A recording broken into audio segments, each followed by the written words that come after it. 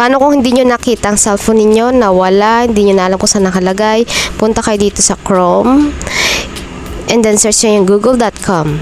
Dapat dito naka-sign in po yung email account ninyo. Yung email account nyo yung ginagamit nyo dun sa cellphone na nawala.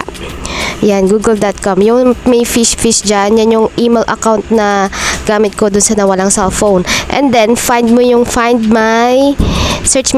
my device. Find my device. May tips din po ako para sa mga tinatamad may typing, no?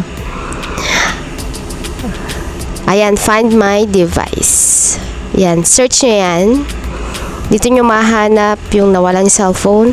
And then, pwede ditong gumamit ng microphone. Ayan nyo, sa may gilid, tabi ng X.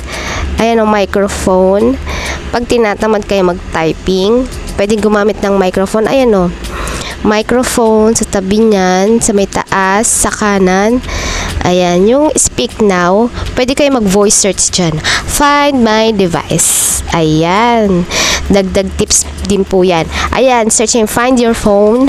And then, isi-search dyan yung cellphone ninyo. Yung unit na cellphone ninyong nawala o kaya ninakaw na hindi nyo alam. Pero dapat yung email account ninyo yung email account ninyo na nagamit dun sa nawalang cellphone ang gamitin nyo, dapat active po yun Ayan. Diyan yung makikita sa map na yan kung nasaan ang iyong cellphone. Ayan. Ayan, makikita din dyan yung kung ilan na yung bar ng cellphone ko. Ayan o, yung may 23%. Tapos, naka-PLDT pa ako dyan. Ayan o. Ayan o, yan yung map. O, tabi ng AN.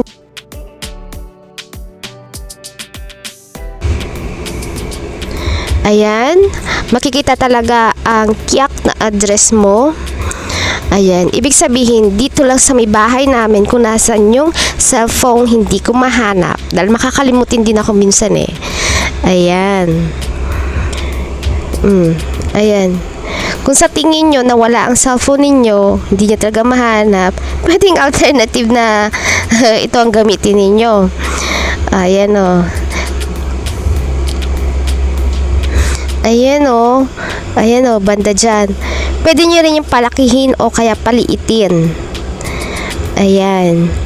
Ibig sabihin dito lang banda. Ayan. Kung sakaling nanakaw, dito lang banda sa parte na to yung cellphone ninyo. Ayan. Kitang-kita talaga kung ilang bar yung nasa cellphone ko. Ayan o, 23%. Ayan o. Pero dapat, kapag ganyan, kailangan, pwede rin makita na yung cellphone ninyo, i-ring nyo lang. Ayan, yung play sound na yan, pipindutin nyo lang. Ayan, dire-diretso ang sound niyan, yung pag-ring niyan. Hanggang sa ayan yung may play sound, hanggang sa mahanap nyo kung nasan yung cellphone ninyo. Tuloy-tuloy lang po ang sound niyan. Pero, pag pinindit nyo yan, i-stop lang din siya. Ayan.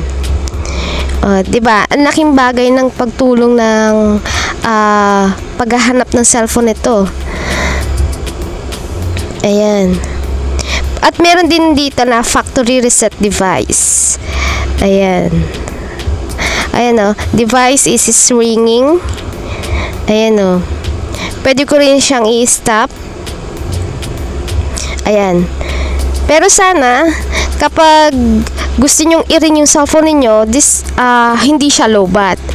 At saka hindi siya naka-silent. Kasi ang hirap pag naka-silent siya. At saka lowbat. Ayan. Di ba laki ng tulong niya na mahanap ang cellphone mo. Pero dapat, yung yung email account mo ay active. Okay po, nadagdagan na naman ang inyong kaalaman. Please subscribe my channel. Share nyo rin po para po sa mga hindi pa po alam. Salamat!